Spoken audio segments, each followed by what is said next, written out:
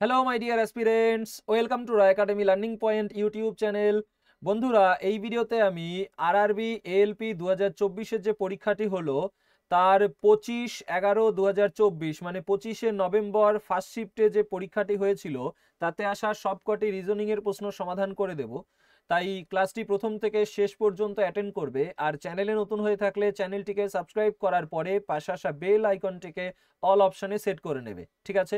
আর এই ভিডিওর নিচে ডেসক্রিপশন বক্সে আমাদের অফিসিয়াল টেলিগ্রাম চ্যানেলে লিংক দেওয়া আছে, সেখানে ক্লিক করে আমাদের টেলিগ্রাম চ্যানেলে জয়েন করে নেবে, ঠিক আছে? দেখো, রিজনিং এর যে কোশ্চেনগুলো রয়েছে তার অপশন কোনটা সঠিক সেটা আমি হাইড করে দিয়েছি, যাতে তোমরা নিজেরাও আনসার করতে পারো, ঠিক আছে? ভিডিও দেখে নিজেরাও আনসার ট্রাই করতে পারো, পজ করে নিয়ে করতে পারো, বা ভিডিও চলাকালীন রানিং মৌখিকভাবেও হিসাব করে তোমরা আনসার করতে পারো, ঠিক আছে? আর যারা রেলের পেইড কোর্স নিতে চাইছো ম্যাথ এবং রিজনিং এর, তারা এই নাম্বারে হোয়াটসঅ্যাপ অথবা কল করবে, ডিটেলস জানিয়ে দেওয়া হবে।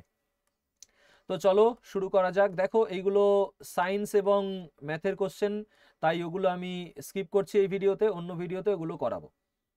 তো প্রথম রিজনিং এর প্রশ্ন দেখো, 5 নম্বর প্রশ্ন। কোনটা কারেক্ট আনসার হাইড করে দিয়েছি, তাই নিজেরাও আনসার করার চেষ্টা করবে, ঠিক আছে? প্রশ্নে বলেছে কোন বর্ণগুচ্ছটি সেই দলের অন্তর্ভুক্ত নয়, মানে এই চারটের মধ্যে কোনটা আলাদা বাকি তিনটের থেকে। তো ক্লাসিফিকেশনের কোশ্চেন, তো দেখো ই হলো 5, আমরা জানি ই এর অবস্থান 5, এইচ এর অবস্থান হলো তোমার 8, এম হলো 13। তো দেখো 5 আর 3 যোগ করলে 8, 8 আর 5 যোগ করলে 13, তো 3 আর 5 যোগ হচ্ছে। এবার কে কত, 11, এন হলো 14, এস হলো 19। তো 11 3 14, 14 5 19। তো এখানে এটাও 3 আর 5 লজিক হচ্ছে, তাই না? 3 যোগ 5 যোগ, এখানে দেখো 10, এটা 13, এম 13, আর হলো 18। তো 10 3 13, 13 5 18, তাহলে এটাও আমাদের এই সেম লজিক হচ্ছে। এটা তাহলে এইটাই আনসার হয়ে যাবে। বাকি তিনটে যখন একই রকম, তো এইটা আলাদা। এটা দেখি, এটা আর হলো 18, ইউ হলো 21, ওয়াই হলো তোমার সে 25। তাহলে দেখো 18 আর 3 21, 21 আর 4 25, পরে আমাদের এখানে 4 যোগ হচ্ছে, তো এটা আমাদের অ্যান্সার হয়ে যাবে, বাকি তিনটের থেকে আলাদা, ঠিক আছে? চলো নেক্সট, পরের রিজনিং এর প্রশ্ন রয়েছে। এই যে দেখো, অ্যালফাবেটের কোশ্চেন রয়েছে, 8 নম্বর প্রশ্ন। তো এটাকে আর একটু জুম করে নিয়ে তারপরে তোমাদের করাবো। দেখো, প্রশ্নে বলেছে যদি রিয়ালিজম শব্দের প্রতিটি স্বরবর্ণকে ইংরাজি বর্ণানুক্রম অনুসারে পরবর্তী বর্ণে, প্রতিটি ব্যঞ্জন বর্ণকে তোমার পরবর্তী বর্ণে, স্বরবর্ণকেও পরবর্তী বর্ণে, ব্যঞ্জন বর্ণকেও তার পরবর্তী বর্ণে পরিবর্তিত করা হয়, তারপর এইভাবে গঠিত বর্ণগুচ্ছটিকে আবার ইংরাজি বর্ণানুক্রমের বিপরীত ক্রম অনুসারে সাজানো হয়, ঠিক আছে? আচ্ছা, তো প্রথমে আমাদের পরিবর্তন করতে হবে, তারপর আবার বিপরীত ক্রমে। তো দেখো, সবার ফার্স্টে আর আছে, আর এর পরে কি হয়, এস, ই, ই এর পরে এফ, এর পরে বি, তারপরে এল এর পরে এম, আই রয়েছে, আই এর পরে জে, এস এর পরে এস, টি, এম এর পরে এন, ঠিক আছে? তো এবার এইগুলোকে আবার বিপরীত ক্রমে সাজাতে হবে। তো বিপরীত ক্রমে যখন বলবে এই দিক থেকে সাজানো শুরু করব। তো সবার ফার্স্টে আমরা জানি বি হয়, যেহেতু এ এখানে নেই, এরপর বি, তো বি আগে হবে এদিক থেকে, বিপরীত ক্রমে তাই উল্টো দিক থেকে সাজাবো। বি, তারপরে হবে এফ, তারপরে তোমার কি হবে, বি এফ এর পরে জে, বি এফ এর পরে জে, তারপরে এম, তারপরে এন, তারপরে এস, তারপরে টি। চেয়েছে কি বাম দিক থেকে চতুর্থ, বাম দিক থেকে প্রথম, দ্বিতীয়, তৃতীয়, চতুর্থতে আছে এম, ঠিক আছে? অপশন 1 হলো কারেক্ট অ্যান্সার। ক্লিয়ার? চলো নেক্সট। আচ্ছা, এইটা দেখো, ম্যাথামেটিক্যাল অপারেশনের কোশ্চেন রয়েছে। দেখো, পিকচার কোয়ালিটি 360 বা 480p করে নেবে, তাহলেই ক্লিয়ার দেখতে পাবে। বলেছে আই অর্থ যোগ, জে হলো গুণ, কে ভাগ, এল বিয়োগ, প্রশ্ন চিহ্নের স্থানে কি বসবে? তো 38, আই রয়েছে, আই হলো যোগ। এবার 3 জে 4, জে হলো গুণ, তাহলে 3 গুণ 4 একবারে 12 লিখতে পারি আমি, তাই না? তাও আমি তোমাদের এখানে যেহেতু এখন করছো বাড়িতে নিজেরা, মানে এখানে শেখাচ্ছি, এই জন্য আমি এইভাবে লিখছি 3 গুণ 4। এল কি, এল হলো তোমার বিয়োগ, ব্র্যাকেটের মধ্যে 16, কে হলো তোমার ভাগ 2, আই, আই হলো তোমার যোগ 11, ঠিক আছে? তো দেখো 3 4 12, আর এখানে 8 দুগুণী 16, এটা 8, এটা 12। এখন এইখান থেকে যদি তুমি দেখো 11 থেকে যদি আমি 8 বিয়োগ করে দিই, এটা প্লাস এটা মাইনাস, তো 11 থেকে 8 গেলে কত হবে, 3, তো প্লাস 3 হচ্ছে, ঠিক আছে? তো এবার এই প্লাস 3 হলো, আর এখানে কত রয়েছে দেখো, 38 আর 12 50, 50 আর 3 যোগ করলে কত হয়ে যাবে, 53 হয়ে যাবে। অপশন 2 এরটা হলো কারেক্ট অ্যান্সার। ঠিক আছে, চলো নেক্সট। এইখানে দেখো 12 নম্বর প্রশ্ন, তোমার অ্যালফাবেটিক্যাল সিরিজ রয়েছে। তো সবার ফার্স্টে কি বি, বি হলো 2, তো এটাকে আর একটু জুম করে নেই যাতে তোমাদের বুঝতে সুবিধা হয়। বি হলো 2, এফ 6, ঠিক আছে। তো 2 4 যোগ হয়েছে, ঠিক আছে, 2 আর 4 6। কেন আমি প্রথমটা করছি দেখো, সবগুলোর প্রথমটা শুধু আলাদা রয়েছে, তো একটা বের করলেই হয়ে যাবে। 2 যোগ 4 6, এটা 10, এন হলো 14, আর হলো 18। তো দেখো 4 করে যোগ হচ্ছে, কত করে যোগ হচ্ছে, 4 করে বাড়ছে। তাহলে 18 আর 4 করলে কত হবে, 22 হবে। 22-এ কি থাকে, 22-এ থাকে ভি। কোথায় আছে, অপশন 4-এ। ঠিক আছে, বলো ক্লিয়ার হয়েছে কিনা, আশা করি ক্লিয়ার হয়েছে। চলো নেক্সটে যাব। এবারে আমাদের 15 নম্বর প্রশ্ন। 15 নম্বরে আমরা দেখতে পাচ্ছি সিটিং অ্যারেঞ্জমেন্ট রয়েছে। ঠিক আছে, তো সিটিং অ্যারেঞ্জমেন্টে কি বলেছে, বলেছে এ বি সি ডি ই এবং এফ একটি গোল টেবিলের চারপাশে কেন্দ্রের দিকে মুখ করে বসে আছে। একটা গোল টেবিল, তার চারপাশে কেন্দ্রের দিকে মুখ করে বসে আছে। ঠিক আছে, তো কেন্দ্রের দিকে মুখ করে থাকলে যে কোনো একটা জায়গায় এরকম দাগ দিয়ে দেবো। তো এবার তুমি ধরো এটা বসে আছো, এটা ডান দিক, তাহলে ডান দিক। আর আমি যদি এইদিকে ঘড়ির কাঁটার দিক অনুযায়ী ঘড়ি, তাহলে এটা বাম দিক। বলেছে বি বসেছে ডি এর ডান দিকে দ্বিতীয় স্থানে। তো ডি এর ডান দিকে, ডি কে এখানে বসিয়ে দিলে ডান দিকে প্রথম, দ্বিতীয়তে বি হবে। তারপরে কি বলেছে, এ বসেছে ই এবং সি এর ঠিক পাশে। এ কোথায় বসেছে, ই আর সি এর পাশে, তাহলে এ এখানে হবে, কারণ এ যদি এই পাশে বসাই তাহলে ই আর সি বসানোর জায়গা নেই। তো এ এখানে বসালে এই জায়গায় ই হলে এখানে সি হবে, এখানে ই হলে এখানে সি হবে। ই বসেছে এফ এর বাম দিকে দ্বিতীয় স্থানে। তো এফ এর বাম দিকে দ্বিতীয়তে, তাহলে এফ এখানে, এফ এর বাম দিকে দেখো প্রথম, দ্বিতীয়তে ই, তার মানে এখানে সি থাকবে না আর এখানে ই থাকবে না। তো সবার অবস্থান পেয়ে গেছি। বলেছে যে বি এর সাপেক্ষে এফ এর অবস্থান। তো বি এর সাপেক্ষে এফ কোথায় আছে, বি এর ঠিক বাম দিকে। অপশন বি এর ঠিক বাম দিকে, সরি এটা কেন দেখাচ্ছি, অপশন 3-এরটা। ঠিক আছে, ক্লিয়ার হয়েছে, চলো নেক্সট। এইবারে আমাদের আরো একটা সিটিং অ্যারেঞ্জমেন্টের কোশ্চেন, এবং এটা রয়েছে লাইন অ্যারেঞ্জমেন্ট। 16 নম্বর প্রশ্ন, বলেছে 7 জন ব্যক্তি B C D E F G এবং কে উত্তর দিকে মুখ করে সরল রৈখিক সারিতে বসে আছে। তো এটা লেফট, এটা রাইট হবে। বি এর বাম দিকে শুধুমাত্র 3 জন, তো 1 2 3 জনের পরেই থাকবে বি। জি এর ডান দিকে শুধু কে বসে আছে, তো এখানে কে বসে থাকবে, তার এপাশে জি থাকবে। জি এর ডান দিকে শুধু কে, তো দেখো এপাশে 4, এপাশে 2 6, তো মাঝখানে একজন 7 জন হয়ে গেল। ঠিক আছে, এরপরে বলেছে জি ও ডি এর মাঝখানে শুধু 3 জন বসে আছে, তাহলে জি এখানে হলে ডি আমার এখানে হবে, মাঝখানে 1 2 3 জন বসে আছে। সি বসেছে এফ এর বাম দিকে কোনো একটি স্থানে। ঠিক আছে, তো এফ এর বাম দিকে কোনো একটি স্থানে, তাহলে এফ আমার এখানে বা এখানে হবে। এফ এখানে হলে সি এখানে, এফ এখানে হলে সি এখানে, এটাই হবে, তাই না? আচ্ছা, পরের লাইনটা যদি তুমি দেখো, কোনো একটি স্থানে কিন্তু ই এর ডান দিকে, তাহলে সি বসেছে ই এর ডান দিকে, এফ এর বাম দিকে, তাহলে ই এর ডান দিকে ই এখানে, সি এখানে, এফ এখানে। দেখো এফ এর বাম দিকে সি, ই এর ডান দিকে সি। ঠিক আছে, হয়ে গেল। বলেছে ই ও এফ এর মাঝখানে কয়জন, ই আর এফ এর মাঝখানে কয়জন আছে, 3 জন আছে। অপশন 1-এরটা হলো কারেক্ট অ্যান্সার। ঠিক আছে, ওকে, ভেরি গুড। চলো নেক্সট। নেক্সট পরবর্তী প্রশ্ন আমাদের রয়েছে 18 নম্বরে। খুবই ভালো প্রশ্ন, দাঁড়াও এটা পুরো দেখা যাচ্ছে স্ক্রিন, হ্যাঁ একদম সম্পূর্ণ দেখা যাচ্ছে। বলেছে যে নিম্নে 1 এবং 2 সংখ্যাযুক্ত দুটি সম্ভাব্য কারণ অনুসরণ করে একটি বিবৃতি দেওয়া আছে। ঠিক আছে, বিবৃতিটি মনোযোগ সহকারে পড়ুন এবং দুটির মধ্যে কোনটি বিবৃতিতে প্রদত্ত ঘটনা পর্যবেক্ষণ তথ্য ব্যাখ্যা করে নির্বাচন করুন। তো বিবৃতিতে বলেছে 14 জুন 2023-এ সিটি এক্সে বিদ্যুৎ বিল পেমেন্ট কাউন্টারের বাইরে দীর্ঘ সারি দেখা গেছে। 14 জুন দীর্ঘ সারি দেখা গেছে বিল পেমেন্টের, বিদ্যুৎ বিল পেমেন্টের বাইরে, তাই তো, কাউন্টারের বাইরে। তো এখন কারণ দেখি, বলেছে সিটি এক্স এর বিদ্যুৎ বিল পরিশোধের শেষ তারিখ প্রতি মাসের 15 তারিখ। হ্যাঁ, এটা সম্ভাব্য কারণ হতে পারে, 15 তারিখ শেষ, ওই জন্যই তার আগের দিন সবার গিয়ে ভিড় করেছে, দীর্ঘ সারি পড়েছে। তো এটা একটা হতে পারে সঠিক, এটা সম্ভাব্য কারণ। দুইয়ে বলেছে সার্ভার ব্যর্থতার কারণে 2023 সালের জুন মাসে অনেক লোক অনলাইনে বিদ্যুৎ পরিশোধ করতে পারেনি। এটাও একদম কারণের মধ্যেই পড়ে, কারণ অনলাইনে যেহেতু পরিশোধ করতে পারেনি সেই জন্যই বিল পেমেন্টের কাউন্টারের বাইরে তোমার দীর্ঘ সারি পড়েছে, তাই না? তার মানে এটাও একটা সম্ভাব্য কারণ হতে পারে। তাহলে দুটোই সম্ভাব্য কারণ। কোথায় আছে? অপশন 4-এ আছে। 1 এবং 2 উভয়ই সম্ভাব্য কারণ। ঠিক আছে, ক্লিয়ার হয়েছে? Very good. চলো পরের প্রশ্নে যাই।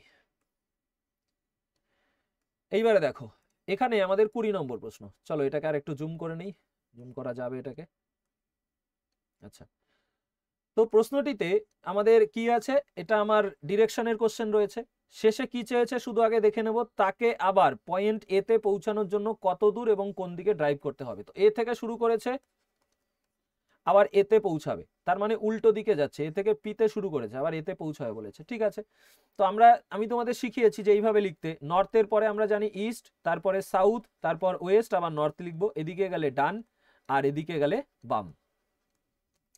তো দেখো সবার ফার্স্টে পশ্চিম দিকে 19 কিমি ড্রাইভ করে, তাহলে পশ্চিম মানে ওয়েস্টে 19। তিনি বাম দিকে ঘোরে, ওয়েস্টের পরে বাম দিক হলো সাউথ, সাউথে হলো 22। দেখো বাম দিকে ঘুরে 22 কিমি। তারপরে বলেছে আবার বাম দিকে ঘুরে, সাউথের বাম দিকে হলো ইস্ট, ইস্টে হলো 25। আবার বাম দিকে ঘুরে 22, ইস্ট থেকে 22 সে বাম দিকে ঘুরলে নর্থ 22। ঠিক আছে, এবং পি বিন্দুতে পৌঁছে গেছে। আর দরকার নেই, পিতে পৌঁছে গেল, এতে ছিল পিতে পৌঁছে গেছে। এখন আমি কি বলেছি, বিপরীতগুলো আমরা কি করব, বিয়োগ করব। দেখো সাউথ 22 আর নর্থ 22 বিয়োগ করলে 0 হয়ে গেল।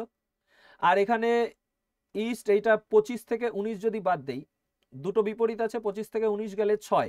এবার বড় কোনটা, বড় হলো ইস্ট, তো ইস্টে 6। ঠিক আছে, তো এখন ইস্টে 6 বেরিয়েছে, এইটা টিক মেরে দিলেই ভুল অ্যান্সার হয়ে যাবে। এটা কেন? তার কারণ হলো আমাদের বলেনি যে সে এখন কোন দিকে মুখ করে আছে, সে বলছে এতে পৌঁছানোর জন্য কোন দিকে যেতে হবে। তার মানে পি থেকে এতে উল্টো দিকে যাবে। তার মানে এখন মুখ করে আছে পূর্ব দিকে, কিন্তু সে যদি আবার পিছন দিকে যেতে চায় তাহলে তাকে যেতে হবে পশ্চিম দিকে, মানে ওয়েস্টে 6 আমাদের অ্যান্সার হয়ে যাবে। অপশন 1-এরটা হলো কারেক্ট অ্যান্সার। ঠিক আছে, বুঝেছো? ওকে, ভেরি গুড। চলো নেক্সটে যাই। এইবারে আমাদের এটা অ্যানালগির কোশ্চেন আছে, কোন জোড়াটা এই বাকি উপরের এই দুটো জোড়ার মতো।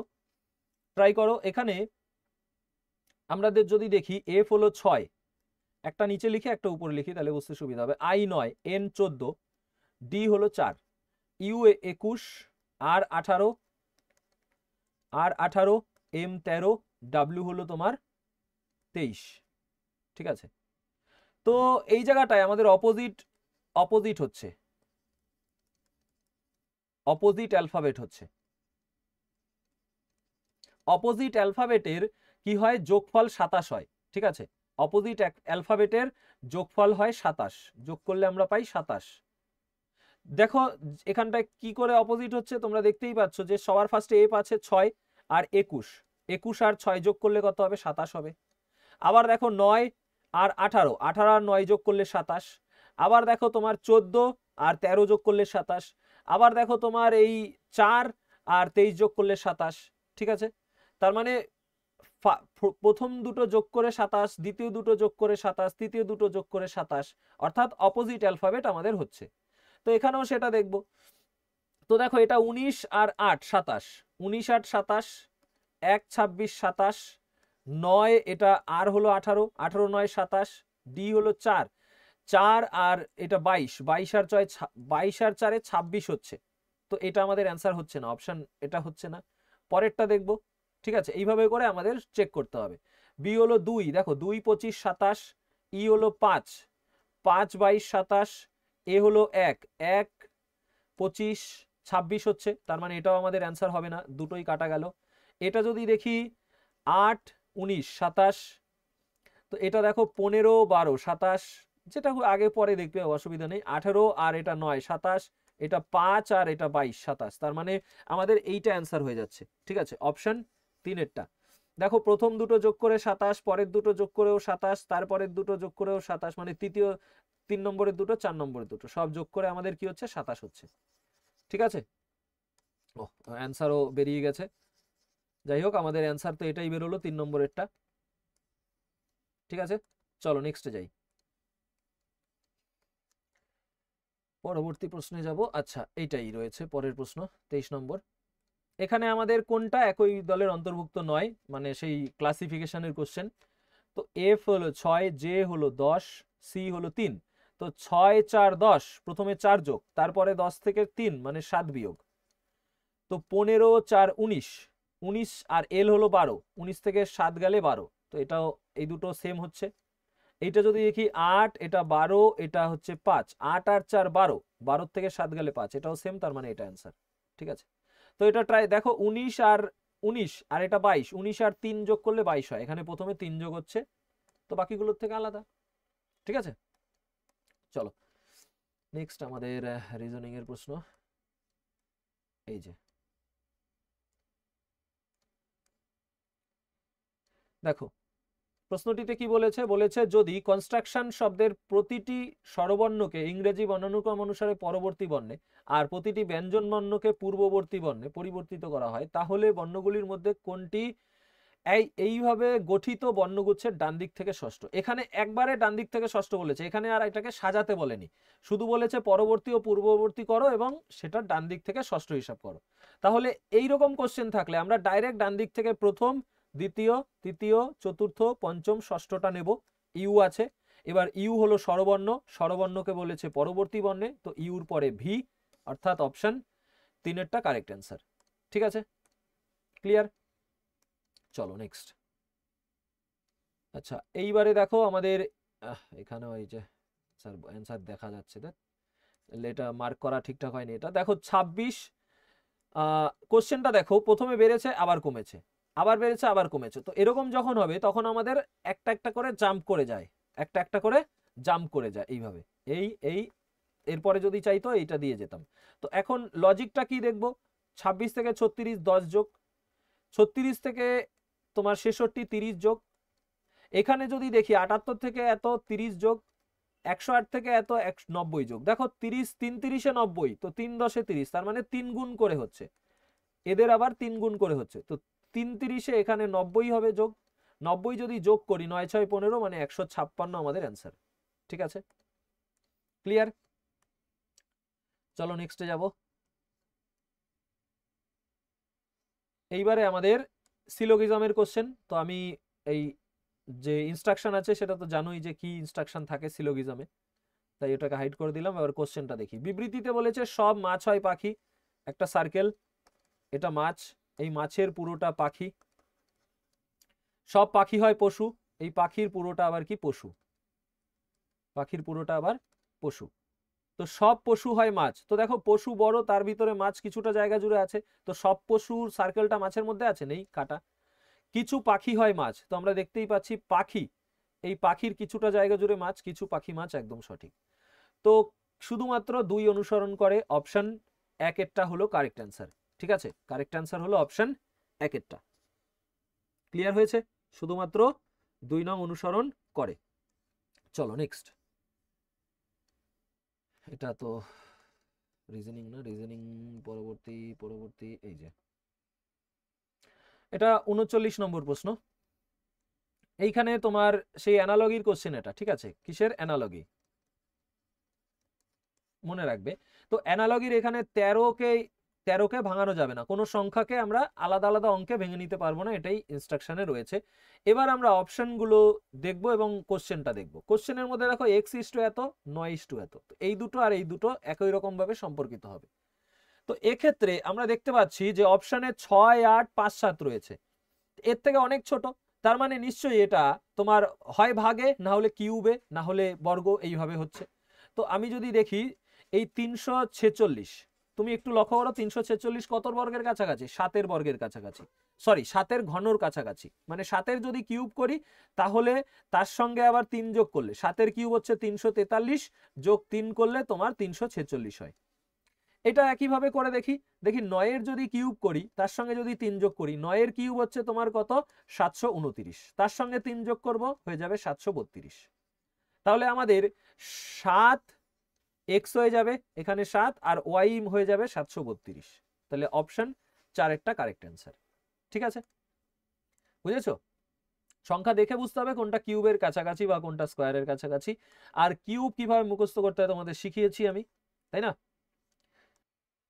এইবারে 41 নম্বর প্রশ্ন, তো এটাও রিজনিং এর প্রশ্ন রয়েছে এবং এটা রয়েছে পাজেলের, ঠিক আছে, বক্স পাজেল। বলেছে কি প্রশ্নে, বলেছে 7টি বাক্স তোমার এ থেকে জি পর্যন্ত একে অপরের উপরে রাখা হয়, তবে এই ক্রমে নয়। তো এরকম কোশ্চেন থাকলে আমরা নাম্বারিং করব, ফার্স্টে 1 2 3 4 5 6 7, ঠিক আছে। তো বলেছে ডি কে নিচ থেকে তৃতীয় স্থানে রাখা হয়, তো ডি কে আমরা তৃতীয় স্থানে রাখলাম। এফ ও এ এর মাঝখানে শুধুমাত্র একটি বাক্স রাখা হয়, জি ও ই এর মাঝখানে 3টি, বি ও এফ এর বি কে এফ এর ঠিক উপরে, ই ও ডি ই কে ডি এর উপরে। আচ্ছা, তো এখানে আমাদের আর কোনো এক্সাক্ট আমি ভ্যালু বসাতে পারছি না, ডি কে শুধু বসালাম। তো দুটো কন্ডিশন দিয়ে আমরা এই কোশ্চেনটা সলভ করব। তো ডি কে এই পাশে একটা, এই পাশে একটা, যেটা সঠিক হবে বাকিটা ভুল হয়ে যাবে, ঠিক আছে। তো এখন ডি আর কোথায় পেয়েছি, এই যে ই কে ডি এর উপরে, ই কে ডি এর উপরে। আর তার আগে এই লাইনগুলো দেখো, এফ ও এর মাঝখানে একজন, এখানে লিখে নেই, এফ আর এর মাঝখানে একজন, জি ও ই এর মাঝখানে তোমার 3জন, ঠিক আছে, আর এফ এর উপরে বি। তো এখন চলো এখানে যদি ই কে বসাই, সেটা কি সম্ভব? একদমই না। কেন? কারণ ই আর জি এর মাঝখানে 3জন, 1 2 3জনের পরে এখানে জি কে রাখার জায়গা নেই, তার মানে ই এখানে বসবে না। ই কে যদি এখানে বসাই, দেখো এদিকে নিচে 3জন, উপরে 3জন, তারপরে আর জায়গা নেই, তার মানে ই এখানে বসলে জি কে বসানোর জায়গা পাবো না। তাহলে ই কোথায় বসতে পারে? ই বসতে পারে আমাদের এই জায়গাটায়।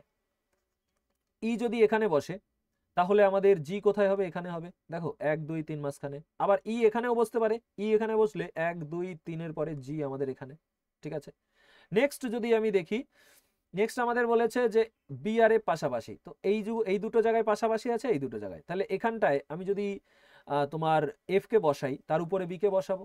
আবার একইভাবে আমি যদি এই পাশটা দেখি, এখানে যদি তোমার এফ কে বসাই, এখানে বি কে বসাবো। এবার এই দুটোর মধ্যে কোনটা সঠিক সেটার জন্য এইটা দেখতে হবে। দেখো এফ আর এর মাঝখানে একজন, তো এফ যদি এখানে হয়, এখানে এ জায়গা আছে বসানো, নেই, এখানে এ বসানোর জায়গা আছে, নেই, তার মানে এ পাশেরটা কাটা, তাহলে এটা সঠিক। তো এফ যদি এখানে হয়, এ হবে এখানে, বাকি থাকলো একটা ঘর, সি কে বসিয়ে দিলাম, ঠিক আছে, কারণ সি বাকি আছে। তাহলে আমাদের চেয়েছে কি ই আর সি এর মাঝখানে কতগুলি বাক্স, তো ই আর সি এর মাঝে কয়টা? দুটো বাক্স, ঠিক আছে, ক্লিয়ার? চলো নেক্সট। এইবারে দেখো আমাদের সিলোগিজমের কোশ্চেন, তো আমি উপরে তুলে দিলাম আর একটু। সবার ফার্স্টে বিবৃতি রয়েছে এবং সিদ্ধান্ত আছে দুটো। বলেছে সব উদ্ভিদ হয় গন্ডার, তো একটা সার্কেল করলাম, এটা উদ্ভিদ, উদ্ভিদের পুরোটা গন্ডার, ঠিক আছে। সব উদ্ভিদ হয় প্রাণী, আবার বলেছে সব উদ্ভিদ প্রাণী, তো এখানে এইরকম ভাবে এই ভিতরে আমি প্রাণীটা দিয়ে দিচ্ছি, ঠিক আছে, এইটা আমাদের প্রাণী ধরো। তো উদ্ভিদের পুরোটা দেখো প্রাণীর সার্কেলের মধ্যে রয়েছে, এই একটা কন্ডিশন হতে পারে, অথবা আর একটা এরকম হতে পারে, এটা উদ্ভিদ, তারপরে তোমার এইটা গন্ডার, আর এইটা হলো প্রাণী।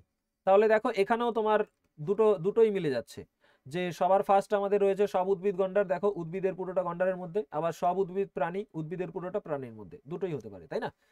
তো সবার ফার্স্ট আছে কি, 1 নম্বর সিদ্ধান্তে আছে সমস্ত গন্ডার হয় উদ্ভিদ, সমস্ত গন্ডার উদ্ভিদ। দেখি গন্ডারে উদ্ভিদ গন্ডারের মধ্যে থাকছে, এখানেও গন্ডারের মধ্যে থাকছে, তো সমস্ত গন্ডার উদ্ভিদ কাটা।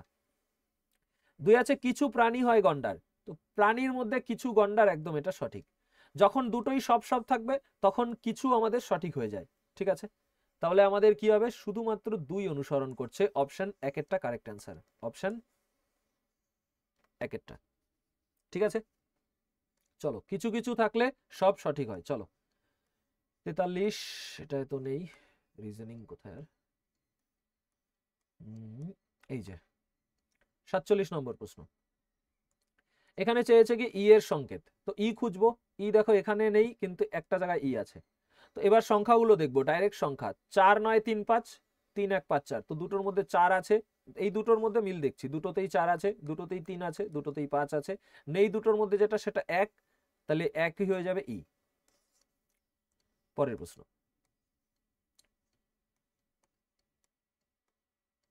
এবারে এখানে যদি দেখি আমি 50 নম্বর, জুম করব, চলো এটা আর একটু জুম করে দেই কোশ্চেনটা, এই বেশি জুম হয়ে গেছে আবার।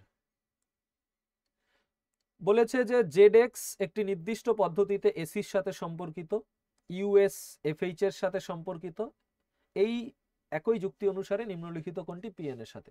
তো দেখো জেড এক্স, জেড হলো 26, এক্স হলো 24, এ সি, এ হলো 1, সি হলো 3। দেখো 26 আর 1 যোগ করলে 27, 24 আর 3 যোগ করলে 27, মানে 27 হচ্ছে যোগফল, অর্থাৎ অপোজিট।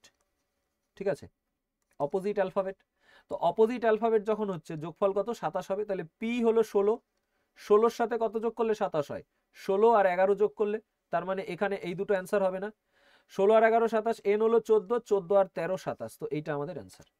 ঠিক আছে, এম 13, তাই 14 13 27, আর পি 16, 16 আর 11 কে 27।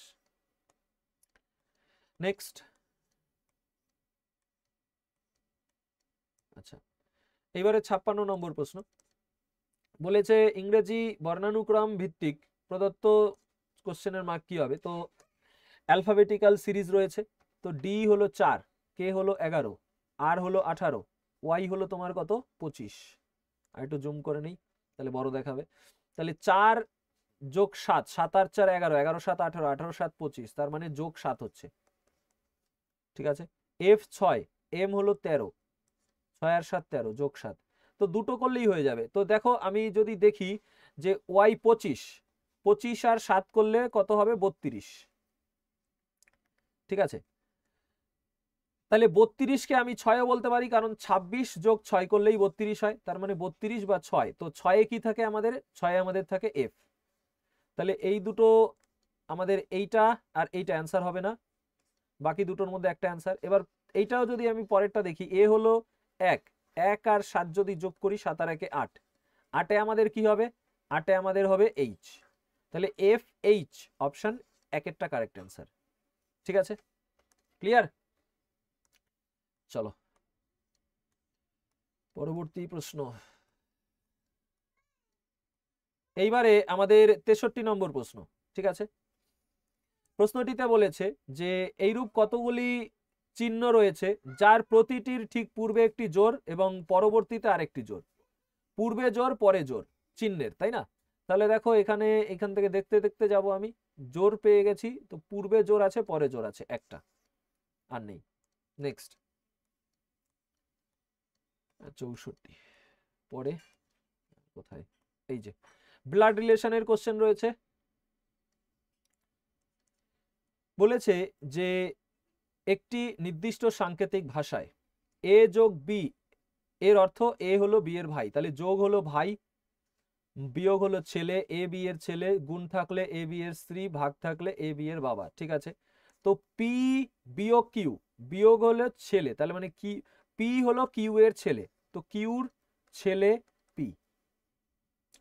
কিউ ভাগ আর, তো ভাগ রয়েছে, ভাগ হলো বাবা, তো কিউ আবার আর এর বাবা, কিউ আর এর বাবা, তাই না? তার মানে পি এর ভাই হবে কিউ। কিউ যদি আর এর বাবা হয়, তাহলে আর পি এর ভাই হয়ে যাবে। ঠিক আছে, ভাই ভাই না বোন এখনো জানি না, মানে এরা ভাই বোন হবে, যাই হোক। এখন বলেছে আর গুণ এস, গুণ কি? গুণ হলো স্ত্রী, গুণ হলো স্ত্রী, তাহলে আর এস এর স্ত্রী। এস যোগ টি, যোগ কি? যোগ হলো ভাই, এস টি এর ভাই। তো চেয়েছে কি? কিউ এস এর সাথে, তো এস এর সাথে কিউ, তাহলে দেখো এস এর স্ত্রীর বাবা, এস এর স্ত্রী এটা, তার বাবা হলো কিউ, তো স্ত্রী এর বাবা। ঠিক আছে, চলো পরবর্তী প্রশ্ন। এখানে চেয়েছে টি, টি এর সংকেত কি হবে? তো টি এর সংকেত দেখার জন্য দেখো টি রয়েছে শুধু একটাতে, তো এবার আমরা সংখ্যাগুলো 4 6 1 8, এখানে আছে দেখো 6 মিললো, 4 মিললো, 8 মিললো, বাকি থাকলো 3। এই দুটোর মধ্যে মিল কি আছে? 6 4 8, বাকি থাকলো 3, তার মানে টি এর সংকেত হলো 3। নেক্সট, এই একটা রিজনিং এর প্রশ্ন, তোমার ম্যাথামেটিক্যাল অপারেশন। বলেছে যে এখানে কোন দুটো সংখ্যা বিনিময় করলে এই সমীকরণটা সঠিক হবে। ঠিক আছে, পরস্পর বিনিময় করতে হবে সমীকরণ সঠিক করার জন্য। তো এই কোশ্চেনে আমরা সবার ফার্স্ট আমরা যেটা চেক করি সেটা হলো ভাগেরটা চেক করি। ঠিক আছে, তো এখানে 4 এবং 2 যদি চেঞ্জ করি, এখানে 4 আর এখানে 2 যদি চেঞ্জ করি, হ্যাঁ এটা হতে পারে, কিন্তু সবার ফার্স্ট ভাগ চেক করি বলছি, তাহলে 84 আর 42, এই দুটো চেঞ্জ করেও হতে পারে। ঠিক আছে, তো আমরা এইটা দিয়ে ভাগেরটা, যে ভাগ যেখানে চেঞ্জ হচ্ছে সেটা দিয়ে আগে করব। তো 21 গুণ 4 যোগ 84 জায়গায় আমি কি করব, 42 লিখব, ভাগ 7 গুণ 2 বিয়োগ 15 গুণ 5 যোগ সে 42-এর জায়গায় 84। তো এখানে দেখো 4 21 84, এখানে 7 দিয়ে 6 7 42, 6 এর সাথে এবার 6 7 42 হলো, 6 দুগুণি 12, এখানে 5 15 75। তো এবার দেখো 75 মাইনাসে আছে, 84 প্লাসে আছে, তো 84 থেকে 75 গেলে 9, মানে প্লাস 9। ঠিক আছে, তো 9 আর এই 12 যদি আমি যোগ করি, 12 আর 9, এটা প্লাস আছে না 12-র সামনে, 12 আর 9 কত, 21।